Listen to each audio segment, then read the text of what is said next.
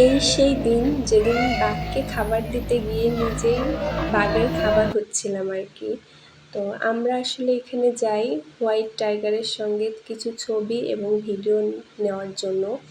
আমাদের ইচ্ছা ছিল যে আমরা গ্রুপ পিকচার, ফ্যামিলি পিকচার তুলবো। তো এখান থেকে ওরা রাজি হয়নি। এটা ওদের আসলে একটা বিজনেস যে পার পারসন পিকচার ভিডিও তুলবে 100 পেসো করে দেওয়া লাগবে।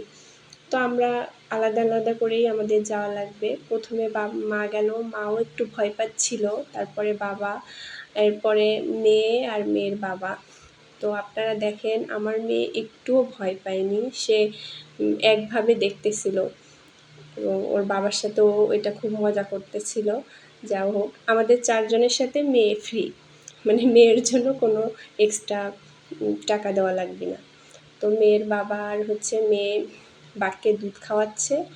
বাঘ আসলে শান্তই ছিল, কেন জানি না আমি যাওয়ার পরে এরকম হলো। হয়তো বাঘ মশার আমাকে পছন্দ হয়নি। তো আমি ওইখানে যাই এবং ওকে দুধটা খাওয়াচ্ছিলাম। তো হঠাৎ জানি না কেন কি হলো, ও আসলেই তেড়ে মানে কেমন করতেছিল।